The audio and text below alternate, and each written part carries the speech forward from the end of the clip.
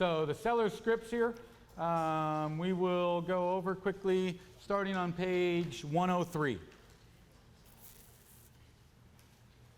And we'll go through these kind of quickly to stay on time. Anybody who has any questions about the scripts in addition, right?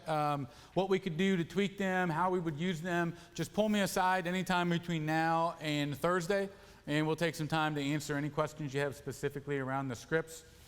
I want to make sure your question's answered. Yeah. My question wasn't about the scripts, but I know the goal is to minimize the face-to-face time of the appointments that you have with your nurturers and wait until they're motivated and ready. Yep. Do you ever set up an appointment if they just need clarifying and they want to meet with you just to understand the market or that Right. kind of thing? You still set that up? I would, right? But it's the way that I usually recommend that. So in an ideal world, I would not want to meet with anybody who doesn't say, yes, I want to list in 90 days or less.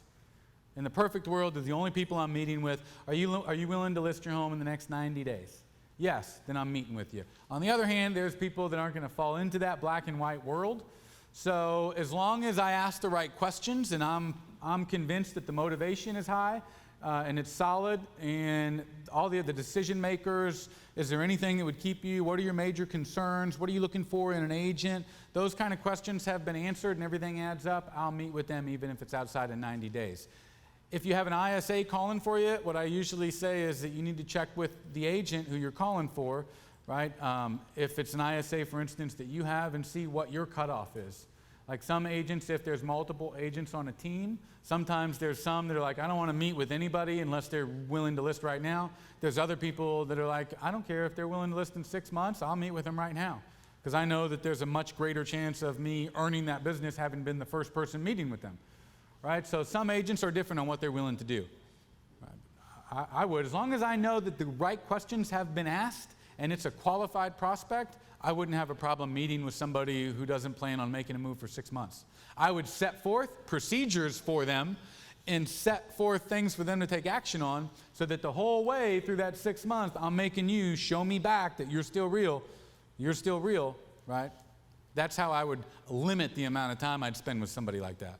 I'd meet with them to do that thing, go over a home assessment. Here's generally kind of what you're looking at. Obviously, some of these details will change as we get closer to the time when we might actually want to list. But I'd like for you to do a few things for me. Send me some information about these few things and see if they do that. All right? If they send that, then I'll continue to play. So the circle prospecting script is the first script that we have here. Real simple and straightforward. There's two. You mentioned the survey one, or the gentleman here mentioned the survey script a second ago. So there are two scripts floating around. We have one that says, I'm doing a survey in the neighborhood. I have some buyers that I've been trying to help find a property for. They haven't been able to find the right home yet, so I'm doing everything I can to help them out, calling people in the neighborhood to see if maybe you know anybody who's looking to sell a property. There's that, and then there's this version here, which is I'm calling around the neighborhood because there's been a lot of interest in it, right? And I was wondering if you knew anybody who was looking to make a move this year. If they say, no, I don't know anybody, that's what we should be prepared for. In most cases, that's what's going to happen. So, no, I don't know anybody. No problem. I appreciate you thinking about that for me. By the way, right, do you have anything or any reasons why you might be making a move in the next year or so yourself? Right? Or do you plan on making any moves anytime soon? So we know immediately that they're probably going to say they don't know anybody, and that shouldn't be a surprise. So the next place we go is, I appreciate you thinking about that. While I've got you on the phone, when do you think you'd be making your next move? All right, and that's where we want to transition to on the circle prospecting script. If they say, well, actually, we've been talking about making a move, blah, blah, blah, the next place we go is trying to make sure our criteria are met. Right, the first one, so if I hear anybody give any kind of inclination that they're thinking about making a move, the first place my mind goes is, what has you thinking about making a move? Tell me a little bit more about that, right? So I'm trying to identify what their motivation is and determine how solid it is. The next thing that I would go into is, what kind of time frame are you thinking of making the move within, right? And we're going down the list of criteria to see if they fit the qualifications of a nurture. But the circle prospecting script, some best practices are one opportunity in general for every 100 dials. I can tell you that in general, about every 15 to 18 people that we talk to, we get a nurture. right? So if I only have a 5% contact rate and I make 100 dials, I may not have gotten to the number of people that I need to talk to get that nurture. On the other hand, if I have a really solid contact rate, I might. So my advice is use 15 to 18 people as your baseline expectation. You know, if I'm looking at my deal and I talked to 20 people today and I didn't get a nurture, was there anything that I could have done better? Right? Maybe it's the data, maybe it's whatever, but I know 15 to 18 people. I should be getting close. And it's really simple. I'm just calling around the neighborhood. It's an area where we've had a lot of interest, and I'm wondering who you might know who's thinking of making a move this year. Again, we know they're going to say probably nobody. If they do say they know somebody, great. How would you suggest I get a hold of them? Do you have a telephone number I could reach them at? Email, right? However they would suggest. But in most cases, no, I don't know anybody. Okay, I appreciate it. Hey, how about you since I've got you on the phone? You know, if you had to guess, when do you think your next move might be? And get that conversation started. These phone calls, within 90 seconds to 120 seconds, you kind of know where this is going to go in most cases. We'd like to get their email address and at least get them in our system, so in case anything changes, right, we have a chance to capture an opportunity. So the last thing that we would do is, I appreciate you thinking about that for me, assuming there's no opportunity. I do send out a market update once a month, helps keep your finger on the pulse of the market. I'd be happy to share that with you. What's a good email address? All right, and you can see I've worded that a little bit differently. I prefer saying I'd be happy to share that with you. What's a good email address? Instead of, can I send that to you, or would you like to receive that? Right, I just kind of assume the deal on that one and say, what's a good email address? I'll make sure you get those reports. And at least I can get their email address and get them in the system, put them in the market watch, and you never know, something might change. So circle prospecting script, really simple and straightforward. Any questions on that? If I were to say I want a 40-hour schedule, one person, 40 hours, do you assign just a single ISA to my account, or So, whoever's? yeah, no, I get what you're saying. So in most cases, 80% of it would probably be done by the same person. There is some rotation involved, because in my particular case, in our office here in Frisco, I have some people that work 7 a.m. in the morning that are able to call East Coast clients at 8 a.m. there, right? I have some people that work Saturdays. I have some people that work until 9 o'clock at night. So on the West Coast side, right, it's only 7 o'clock there. So in situations where your ISA changes, it's in a lot of cases because the other one doesn't work that schedule, right? We wanted to get some Saturday calls in, and Crystal doesn't work on Saturdays, so Josh is calling for you today. So those are when it might change. But 80% of the time in a situation like that, you'd have one dedicated ISA. And especially in anything that I'm connected to, if we have an ISA that happens to be having better success calling into your marketplace for whatever reason, or they're just like good at pitching you and your value, then it's going to show up in the metrics, and we'll make sure that we allocate more time for them to be doing dialing for you. Question? No? Okay. So the circle prospecting script is there. The just listed, just pended, and just sold. These scripts, and coming soon listing as well, and open house invite. These are what we call event-based data. The biggest ones that we focus on are just pended and just sold. So what that sounds like is, Ryan, I'm with Expert Advisor Home Services. You may have actually seen our sign in your neighborhood. We just recently sold the property at 123 Main Street. We actually had it under contract in 5 days and sold it for over $10,000, or the offer price is $10,000 over ask. When staged right and photographed correctly, right, homes in the area can sell really quickly. That being said, we have some people that missed out on that home, so we're looking to see if there's anybody else who may be interested in selling a property in the area. So the same thing on a just listed. It's just different. We didn't just sell the property, we just listed a property at 123 Main Street. Right? So you can see these scripts are really similar. The only thing that changes is what stage it's in, right? There's the just listed, so we just listed a property. You may have seen the for sale sign. I'm calling homeowners in the neighborhood just to let them know that it's going to be going on the market. We expect to have a lot of interest. If you see some people driving around your neighborhood that look a little confused, they're probably just coming to the open house. Also wanted to reach out to everybody in case you had any friends or family that might be looking to purchase a home in the neighborhood. So that's the just listed. The next is the just pended, when we're calling to say we just took an offer on the property and we got an offer in this amount of time. right? So whatever the juice is there, some excitement to go into that call with.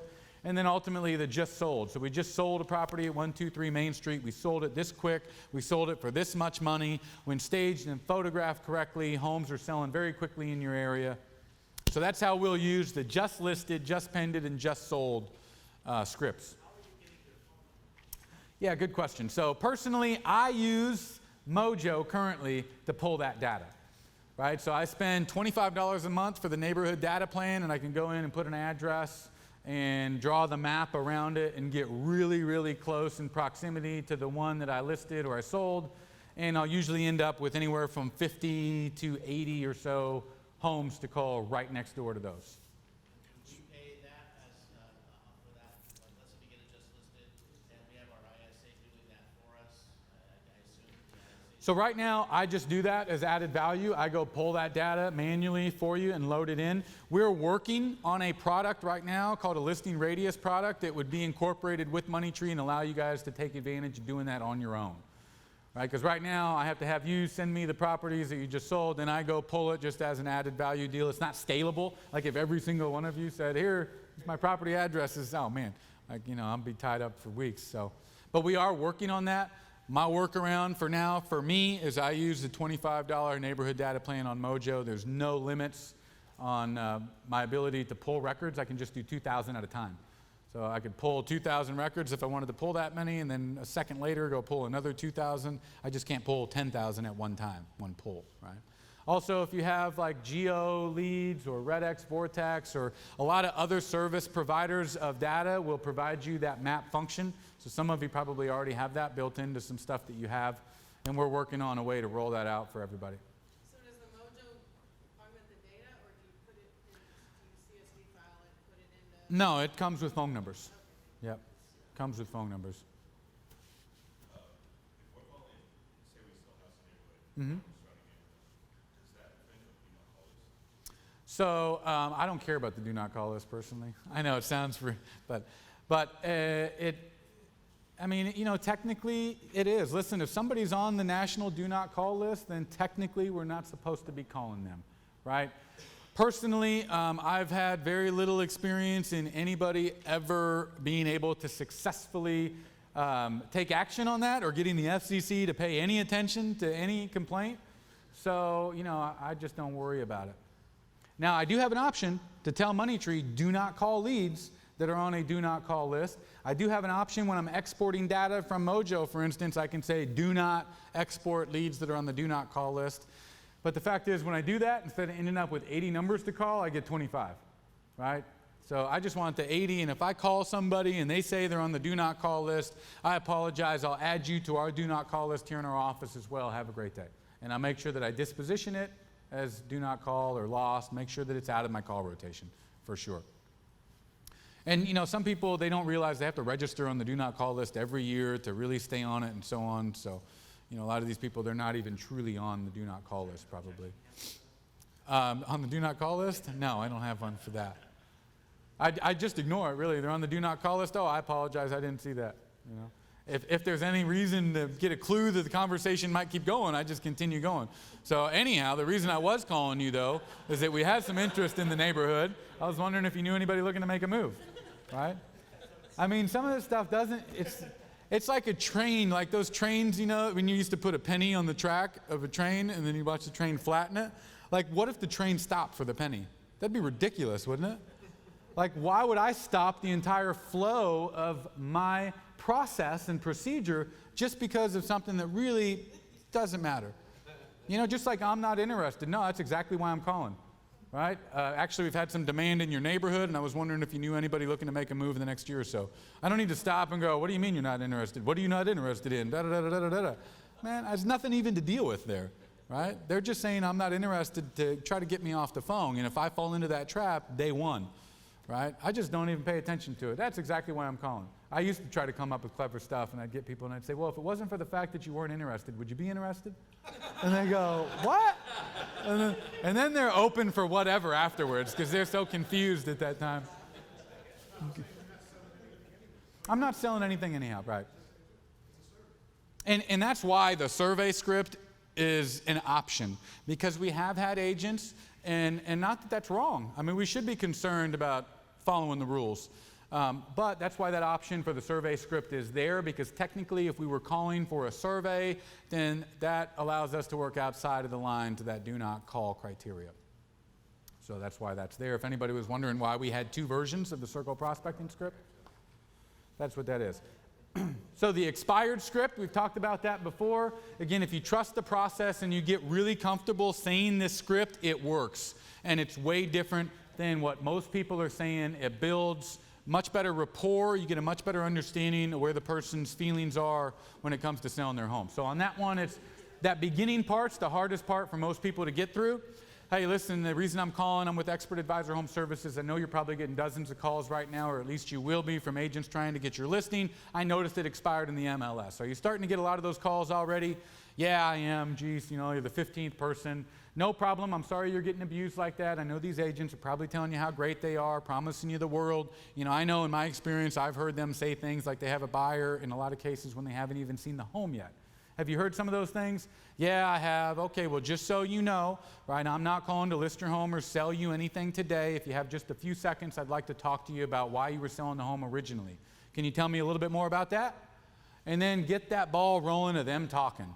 Right, if you get to about 3 minutes or so into that call, you have a really good chance of it being a nurture that you just have to stay on top of and follow up.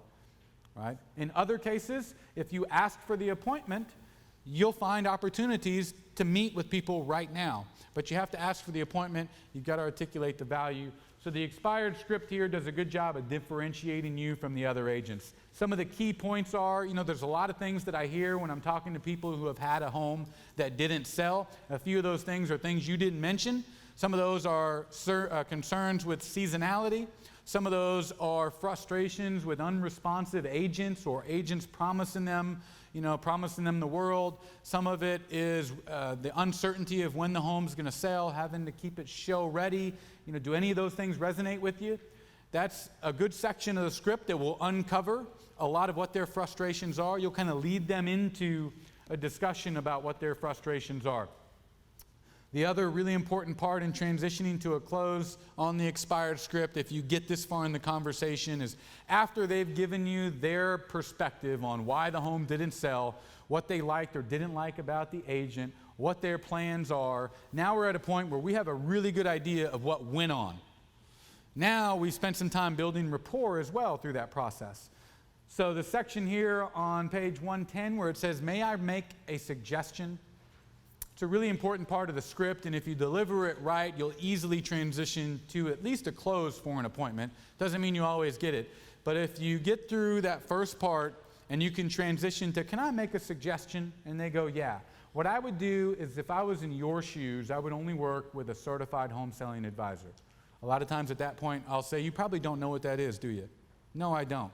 Well, what that means is a certified home selling advisor has been extensively trained in 115 different variables that will affect what your price would sell for, right? And if we mismanage or overlook any one of those factors, it can have catastrophic consequences when it comes to what your home will sell for, and in some cases, it may mean that your home doesn't even sell at all. So all of our agents here on our team are certified home selling advisors, and what I could do is set a time for them to meet with you. When they meet with you, one of three things will happen. You know, one, we may not be able to help you, like we may not be able to get the price that you want, for instance. And if that's the case, we'll be upfront and let you know. Two, you may not like us or see the value in the system that we talk about with you. And if that's the case, let us know. We don't want to waste your time, right? We'll shake hands and part ways.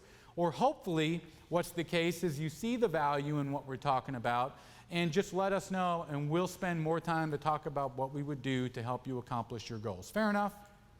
Right? So if we get to that point in the conversation and we can get through the "can I make a suggestion," that transitions really nicely to the 1 out of 3 close. And if you do that just right, 1 out of 3 things, this, that, and the other, you know, fair enough. That kind of tonality, it's referred to a lot of times as the reasonable man tonality. Like, no big deal. Hey, worst case scenario, at least you'll know where we're at, right? I mean, worst case scenario, right? Fair enough. Just come by. 1 of 3 things will happen. Hey, you might not even like what we talk about. No big deal. Right, but at least you'll know what you're saying no to. Fair enough? That kind of tonality will bridge to a yes in a lot of cases with that. So the expired script, trust the process, acknowledging, listen, I know you're probably getting a lot of calls right now. Are you starting to get calls? Yeah, I know, agents trying to get your listing since it expired, sure. But I know that they're probably telling you all kinds of great stuff. Just really build on that empathy. Resist the urge to start telling and selling at that point. Get them talking, get them to give you their perspective on what happened, and through that, you're going to find the angles that you need to take to convert that. Right? If they're frustrated because they didn't have any open houses, well, we can talk about how we'd get more exposure, right? And how we would generate more interest, whether through open houses or other avenues. If they're worried about, they took cell phone pictures, we can talk about how important it is when we get properties professionally photographed, not to mention staging, which increases the value statistically when we sell properties. Not only do they sell for more money, but they sell quicker. Right? So through that first portion, it's going to tell me a lot on what my presentation needs to be. The for sale by owner script, that's an easy call to make and get through because these people in most cases are answering the phone. Number one, they're high contact ratio because they're hoping that you're somebody calling to buy the property. When you say, my agent asked me to give you a call to see if the property was still available, well, there's no resistance there. Yeah, it's still available. Great. So they wanted me to see maybe if you'd be interested in paying a 3% commission if we had somebody willing to pay your price and close in a time frame that was acceptable. Oh, yeah, sure, I'd be willing to pay a commission. Whether they say no, I'd pay 2%, whether they say 1%, whatever, we're not dealing with that right then. Right? We just want to see what they say in response to that. And then, I do know the market is really hot right now. I want to make it clear that I don't have a specific buyer. Right? What I don't like is to mislead somebody to get the impression that I'm bringing a buyer. So it's really important that you are wary of how many times I use the word buyer and what I'm really painting a picture of as I go through this. So yes, if I did have a buyer, would you be willing to? A lot of times they'll say, why, do you have a buyer? No, I don't have a specific buyer for your home per se, but the market is really hot right now. We're working with hundreds of buyers at any given time that are looking for a home in the area. That's kind of why my agent wanted me to give you a call. Would you mind if I shared information about your home with our list of pre-qualified approved buyers? Well, of course not, right? Share it with everybody. Great, tell me a little bit about your home. And now we got to the point of the conversation where we can get them talking, right? The most important parts of the for sale by owner script really, in my mind, is figuring out what their bottom dollar is. And you'll see that in there. So earlier, you mentioned that you wanted $250,000 for the home. Assuming that we had somebody who was willing to offer you a cash price, what would your bottom line be? And what we're looking for is if they negotiate themselves outside of 6%. All right, if it's $200,000 property, that's $12,000. If it was a 6% commission, so if they say they'd be willing to take $175 or $180, they've already discounted themselves more than the 6% commission that they're worried about paying. Right? So just having that information before I walk in and meet provides a lot of leverage for me. So that's the most important thing probably that I want to get to, as well as, is there a point at which you'd be open to interviewing agents?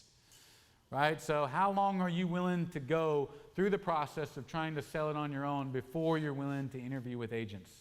In most cases, if you ask that question, if you're doing your job, you've made that call early on. They've only had it on the market a week or whatever. So a lot of times it's 30, 45 days. If we haven't gotten any traction and it still hasn't sold, then we'll probably start interviewing agents. I just want to ask that question. Is there a point at which you plan on interviewing agents if the property hasn't sold with you doing it on your own? I would never work with an agent ever. If it doesn't sell on our own, we'll just keep it, whatever. That's different than somebody who says, yeah, if it hasn't sold in 45 days, we'd probably start interviewing agents. I want to make sure I get that question asked. So the for sale by owner script, that's that. The home value script. Right? So the home value script originates from people that have filled out something online, curious about what the value of their home might be. So that can be done for a lot of reasons. Sometimes that's they're doing a refinance. Sometimes it's for tax purposes. Sometimes it's because they really want to make a move. So the way that we enter into that conversation is, the reason I'm calling is you had recently inquired online about a valuation for the property at 123 Main Street, for instance. I wanted to know if you were looking for a broad range or maybe more something specific as to what the home might sell for. All right, well, I'm looking for a broad range. Well, the reason that I ask is a broad range in your area is really hard to define, right? It can span a pretty wide range. And you see how I just reworded that because I don't have the numbers to put in every situation. So I usually say something along the lines of, a broad range in your area can just span a wide range. It's really difficult for me to give you a broad range based on what I know now. So what would work is if we could come by, take a look at the home, I'd have a much better idea of the features, the amenities, the overall size, all those things that would affect what your home might be worth. And then I can give you an accurate value on what it might sell for instance, or what a broad range might be. Right? If they say specific, I'm looking for a specific price, that gives you a clue that maybe this is somebody who's fairly motivated. Right? Great. So if they're looking for a specific price, why don't we set a time so we can come by, take a quick peek at the home. I can give you a much more accurate evaluation of where the market value would be in today's market.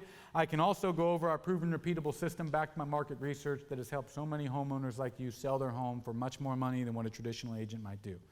Right? When would be a good day for you? So that's how we're entering into the home value. That first initial broad or specific range is really to try to determine how solid their motivation is, what their urgency is, right? And what they were needing the evaluation for. And so for the seller scripts, that is really it. On objection handling, the page 121, those are some standard rebuttals for common objections that we get all the time. That's not the answer for everything. There's plenty of stuff that I've written that's not included in there. There's plenty of stuff that you probably have that you use that's not there.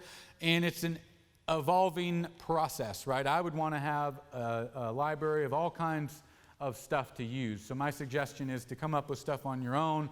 But stuff like we want to do some improvements, right? That's one that's common. So let me ask you this. If we were able to find somebody who was willing to pay your price and close in the right time frame for you without you having to spend the money and the time to do those improvements, would you be open to talking about that? Right? For somebody who says they want to do some improvements. Like we talked about, well, I'm going to wait till next year because summer's the best time to sell the property. If it's getting close to the end of the year, I can understand that. Ironically, this could be one of the best times to sell the year, though, however. There's less people with their homes on the market, so yours stands out that much more, and the buyers that are typically looking at this time of the year are much more motivated. So can you see how your home actually might attract more interest right now, this time of the year? So those are some things that you can use to handle some basic rebuttals in there in the objection handling section. So I'd go over those, memorize those, create flashcards for your ISA team, for instance. Create part of your process if you do any training for role play and stuff to go over those flashcards. There's an app called Cram that you can use online. It's available on Apple and Google, and you can create flashcards and just study them on your phone and whatnot. Makes it really easy to be engaged with that process as opposed to pulling out this book and trying to memorize them all the time. But knowing what the rebuttals are, like the back of your hand, is super important. Otherwise, they just don't get the same response when you use them. Is there a contradiction, though, in that when you're doing a nurture, you don't want to set that appointment unless you know that you're going to be selling within 12 months, yada, yada. But yet, with this, you're willing to go out and meet and take the time to look at your house without knowing. On the home assessment, like on the home value. Yeah, so I've struggled with that same thing. So again, like in your own office, you'll have your own standards. I'm willing to go out and meet with somebody even if they're 9 months away, right? In other offices, you'll have the standard where I'm too busy, I don't want to meet with that person. So I don't, if it's not a specific, in most cases, if it's not somebody who's looking for a specific value because they have plans to make a move, I'm not rushing out the door to go give people a broad range, right? So that is going to be left up to you on what you're willing to do. The really important part of that is after we identify what the specific or broad range is as far as which one they want, it's the questioning after that. So tell me a little bit more about why you're looking for the value. You say you want a specific range, right? We're going to come out there Saturday and take a look, but tell me a little bit about why you're making the move in the first place. I'd want to get into that motivation. I'd want to qualify the time frame and everything. In order to determine whether I want to go out or not. Your ISAs. And our ISAs would do that because what would have happened is when I said, if you're looking for a specific range, great, let's set a time to come by so we can take a look at the home, go over all these things. Yeah, that sounds good. Why don't you come out Saturday? Great, so let me ask you a few questions so I can better prepare so-and-so for when they come out and meet with you. Now I'm going down the list of the stuff on the seller's counseling interview, and that's really going to clear up whether this is somebody that I want to meet with or somebody who I should just nurture. Yep, for sure. So, yeah, go through all these objections and rebuttals and get to know those like the back of your hand. We're going to go relist with the same agent again. You know, that's one that we get oftentimes. But go through those seller scripts. If anybody has any questions about how to use those or how you may be able to mold those into something that would work for your specific case, if you have issues the way they are, just holler at me and let me know. The data that's coming in with the expireds that we get through Money Trade, is it, how do I say this? How do I know that without, or do I need to go do some research and figure out if they list? If it's gone active again or something? Yeah. So right now, they do not update every day. We're aware of that problem, right? So it happens to me or in my office often that we're calling something that came through, let's say, in June as an expired, and the status has changed and I didn't know. So we're working on the provider for the expireds to update the status on those. So I would guess within the next 30 days, that will be a mute point, and all the leads will sync every single morning. I think they do now. I Okay, perfect. had a session with Keith earlier, and I asked the same question, and he said they've got that worked out. It's updated from the MLS directly. So. Good. So I knew it was supposed to take effect any time now. So hopefully that's now taking effect. But what should happen is every lead in your system will resync every morning with whatever status change. Right? So even that lead that came in March that was expired, if now it's gone active, it resyncs in the morning and it'll show me a status of active now. So when I pull my expired leads to call, it won't be in that group. Yep. So outside of any questions anybody might have, we're going to wrap things up for the day. And we have a meet and greet at Ernie's, which is down towards the lobby of the hotel club thing. And we'll have a drink and, talk about something else. All right?